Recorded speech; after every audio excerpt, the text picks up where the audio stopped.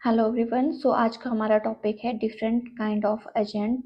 हम पढ़ रहे हैं एजेंसी का चैप्टर कॉन्टेक्ट ऑफ एजेंसी। आज का हमारा टॉपिक काइंड ऑफ एजेंट है, जिसमें कि on the basis of extent of authority आपके तीन तरह के एजेंट होते हैं: general agent, special agent and universal agent. On the basis of nature of work mercantile and non mercantile agent होते हैं। वन बाय वन हम इसको डिस्कस करेंगे। फर्स्ट आता है on the basis of authority, यानी कि general agent. General agent is one who represent the principal in all the matter concerning to particular business. Business से रिलेटेड जितने भी मैटर होते हैं वो एजेंट प्रिंसिपल को बताता है।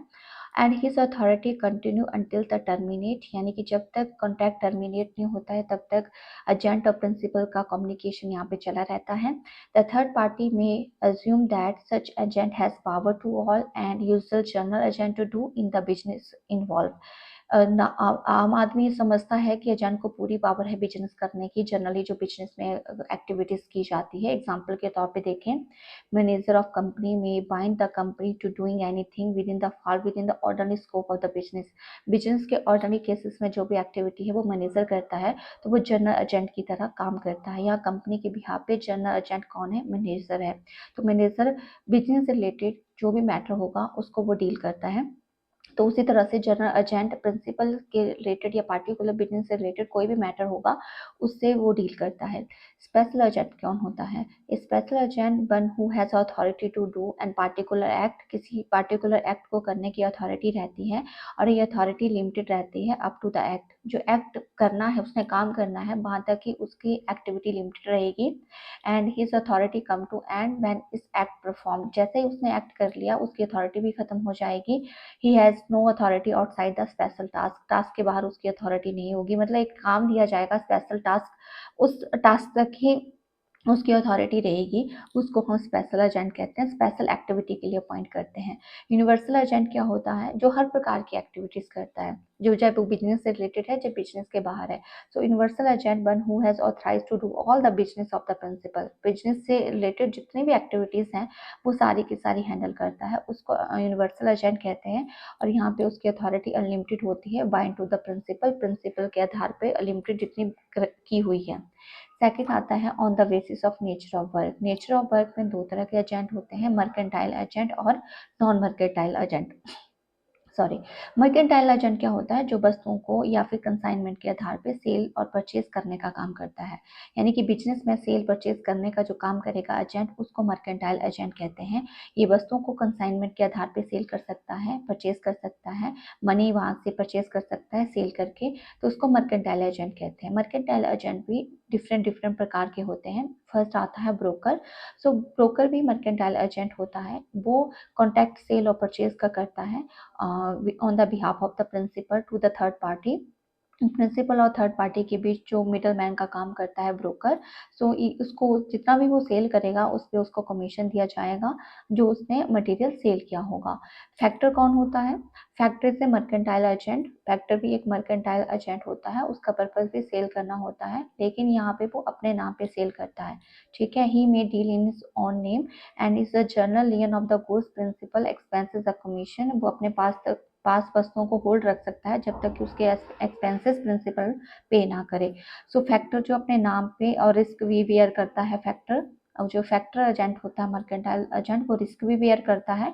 क्यों? क्योंकि वो एक तो वो अपने नाम पे सेल करता है और अगर उसे कंपनसेशन या अमाउंट नहीं मिलता है तो वो जो वस्तुएं प्रिंसिपल ने उसको दी है उसको वो होल्ड रख सकता है। ऑक्शनर, ऑक्शनर भी मर्केंटाइल एजेंट होता है जो पब्लिक में ऑक्शन करता है। पब्लिक में ऑक्शन मतलब सेल के माध्यम से चीज़ों को बेचता है। कमीशन एजेंट क्या होता है? ऐसा व्यक्ति जो कमीशन के आधार पे काम करता है कि जितनी सेल होगी उतना उसको कमीशन मिलेगा। तो ये जो एजेंट होते हैं वो कमीशन के आधार पे काम करते हैं। Agent who deal in the goods of principal on his on name and title commission of the work, वो अपने नाम पे चीज़ों को बेचते हैं और कमीशन लेते हैं। डायरेक्ट क्रेडिटर एजेंट कौन होते हैं? जो एक्स्ट्रा कमीशन चार्ज करते हैं, अपनी परफॉर्मेंस के लिए एक्स्ट्रा कमीशन चार्ज करेंगे। क्यों चार्ज करते हैं? बिकॉज अगर उनको किसी तरह का रिस्क होता है या प्रॉब्लम होती है तो वो अपने ऊपर लेते हैं। He guarantee to wear the risk in the bad debts and due to the insolvency default of the customer. तो एजेंट यहाँ प्रिंसिपल के बहाव पे काम कर रहा है। अगर कोई भी कस्टमर बैड डेट्स या फिर इंसॉल्वेंट निकलता है तो उसकी रिस्पॉन्सिबिलिटी एजेंट की रहेगी, ना कि प्रिंसिपल की। तो ये डेल कैडर कमीशन जो है वो एक्स्ट्रा कमीशन चार्ज करता है ऑन दिस बिहाफ।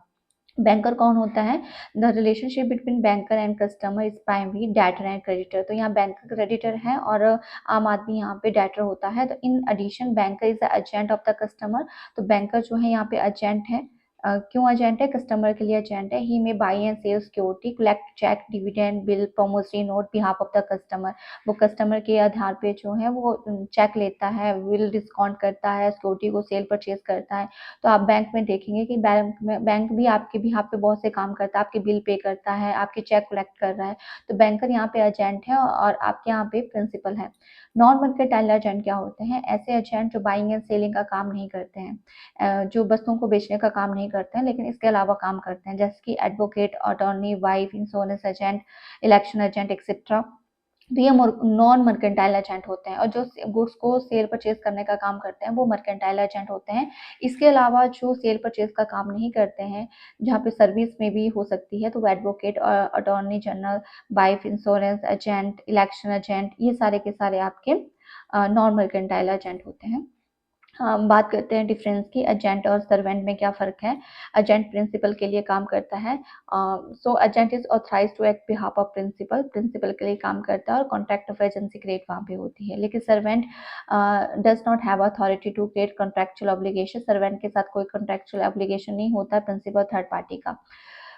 एजेंट की बात करें, the principal has authority to direct the agent. Agent को क्या काम करना है वो प्रिंसिपल बताता है, जबकि सर्वेंट को मास्टर बताता है उसे क्या करना है क्या नहीं करना है। एजेंट अपने काम के बदले कमीशन चार्ज कर सकता है, जबकि सर्वेंट को सैलरी और वेजेस दी जाती हैं। Agent can work and different principal and same time. Agent जो डिफरेंट डिफरेंट काम कर सकता है, जबकि सर्वेंट को जो काम दिया है मास्टर ने वो एक टाइम पे एक ही काम करेगा। Agent offer accept new proposal from the third party से ऑफर एक्सेप्ट कर सकता है, जबकि सर्वेंट जो है can not create to any legal relation. वो किसी तरह का थर्ड पार्टी के साथ लीगल रिलेशन क्रिएट नहीं कर सकता है। अब बात करते हैं बहुत इंपॉर्टेंट डिफरेंस की, agent and sub agent. Agent को कौन अपॉइंट करता है? प्रिंसिपल। और सब एजेंट को कौन अपॉइंट करता है? एजेंट। तो एजेंट किसके कंट्रोल में रहता है? प्रिंसिपल के कंट्रोल में रहता है, जबकि सब एजेंट ओरिजिनल एजेंट के कंट्रोल में रहता है। एजेंट किसके लिए रिस्पॉन्सिबल होता है? प्रिंसिपल के लिए रिस्पॉन्सिबल होता है, जबकि सब एजेंट प्रिंसिपल के लिए रिस्पॉन्सिबल नहीं होता है। Privity of contact exist between principal and agent, यानी कि किसी तरह का अगर नुकसान होगा तो यहाँ पे रिस्पॉन्सिबिलिटी जो है वो प्रिंसिपल की बनती है, लेकिन no privity of contact exist between principal and sub agent. यहाँ पे सब एजेंट के होने वाले लॉस पे अगर वो उसके साथ लीगल कॉन्टैक्ट नहीं हुआ है तो उसके लिए प्रिंसिपल लाइबल नहीं होगा। सब एजेंट के लिए कौन लाइबल होगा? Agent. And agent can ask the remuneration for the principal. Agent principal से रेम्यूनरेशन लेगा, जबकि sub agent can not to ask to remuneration from the principal. Sub agent principal से रेम्यूनरेशन नहीं लेगा। अब मेन बात करते हैं liability of the principal for agent act toward to third party, यानी कि प्रिंसिपल की थर्ड पार्टी के लिए क्या लाइबिलिटी है। तो यहाँ प्रिंसिपल डायरेक्टली तो कम्युनिकेट नहीं करता है थर्ड पार्टी के साथ, कौन कम्युनिकेट करता है? एजेंट कम्युनिकेट करता है। तो यहाँ पे तीन लाइबिलिटी अराइज होती है। फर्स्ट आता है agent act as a disclose principal. जब डिस्क्लोज प्रिंसिपल के आधार पर एजेंट काम कर रहा है तब लाइबिलिटी अलग होगी। जब एजेंट जो है वो अनडिस्क्लोज प्रिंसिपल के आधार पे काम कर रहा है तब लायबिलिटी अलग होगी। अगर एक्ट जो है वो प्रिंसिपल को छुपाने की, कंसीलमेंट प्रिंसिपल, यानी एजेंट ऐसा एक्ट कर रहा है जहाँ पे प्रिंसिपल को छुपा के कोई एक्ट कर रहा है तो वहाँ पे लायबिलिटी अराइज अलग होगी। तो फर्स्ट करते हैं हम बात disclose principal. Where the agent contact as agent for name principal. जब हम प्रिंसिपल के नाम पे कोई काम कर रहे हैं तो वहाँ प्रिंसिपल रिस्पॉन्सिबल होगा। तो जनरली यहाँ पे राइट और लायबिलिटी अराइज हो जाती है कॉन्ट्रैक्ट की, किसके नाम पे? प्रिंसिपल के नाम पे। The contract is made between the principal and third party, it become to the legal right and obligation to create it. जब प्रिंसिपल के नाम से हम कोई कॉन्ट्रैक्ट करते हैं थर्ड पार्टी के साथ, तो यहाँ थर्ड पार्टी का प्रिंसिपल के साथ डायरेक्टली लिंक क्रिएट हो जाता है। The effect is that the principal bond all the liability and the action to bar to the third party. और यहाँ पे बात आती है कि एजेंट को अपने क्षेत्र के आधार पे काम करना है, लेकिन एजेंट ने अपने अथॉरिटी के विद इन द अथॉरिटी काम किया है तो उसके लिए प्रिंसिपल लाइबल होगा। लेकिन एजेंट विदाउट द अथॉरिटी और पोटेंशियल अथॉरिटी, अपेरेंट अथॉरिटी के बाहर जाके काम किया है, यानी कि जो उसे अथॉरिटी डिफाइन की गई थी उसके बाहर जाके काम किया है तो उसके लिए प्रिंसिपल लाइबल नहीं होगा। सब्सटेंशियल अथॉरिटी क्या होती है? एजेंट के लिए बहुत इंपॉर्टेंट है, क्योंकि the act of general agent is binding on on the principal. जो भी एजेंट काम करेगा उसके लिए प्रिंसिपल बाइंड अप होगा। अगर स्कोप ऑफ अपेरेंट अथॉरिटी के अंदर उसने काम किया है, जो उसे अथॉरिटी दी है, एक्चुअल अथॉरिटी दी है, उसके लिए अंदर काम कर रहा है, तो उसके लिए प्रिंसिपल लायबल होगा। लेकिन अथॉरिटी के बाद अपने पर्सनल मतलब लाभ के लिए उसने काम किया, तो उसके लिए प्रिंसिपल लायबल नहीं होगा। अनडिस्क्लोज प्रिंसिपल, जहाँ पे एजेंट जो है प्रिंसिपल को छुपा के रखता है, उसकी आइडेंटिटी को छुपा के रखता है, तो वहाँ पे प्रिंसिपल लायबल नहीं होगा इन नॉर्मल वे। तो प्रिंसिपल इज बीइंग डिस्कवर, मतलब आप जहाँ प्रिंसिपल डिस्कवर्ड है, प्रिंसिपल डिस्क्लोज है, जहाँ प्रिंसिपल के बारे में कॉन्टैक्ट हुआ है, प्रिंसिपल के नाम से कॉन्टैक्ट हुआ है, तो वहाँ पे प्रिंसिपल एजेंट के बिहाफ पे रिस्पॉन्सिबल होगा। लेकिन जहाँ पर्सनल नेचर के लाभ लाभ से कॉन्टैक्ट हुआ है, या एजेंट ने अपने पर्सनल लायबिलिटी के आधार पे काम किया है, या पर्सनल बेनिफिट के लिए काम किया, तो वहाँ प्रिंसिपल लायबल नहीं होगा।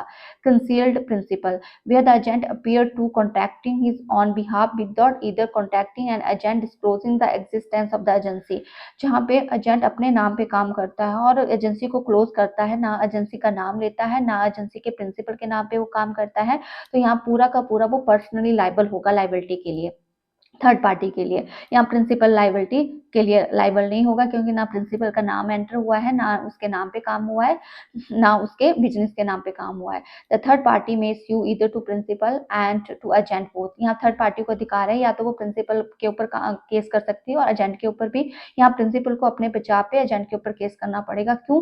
क्योंकि एजेंट ने अपने अथॉरिटी के अंदर काम नहीं किया है, और एजेंट ने यहाँ पे प्रिंसिपल का नाम लेके भी काम नहीं किया है, उसने अपने बेनिफिट के लिए काम किया है।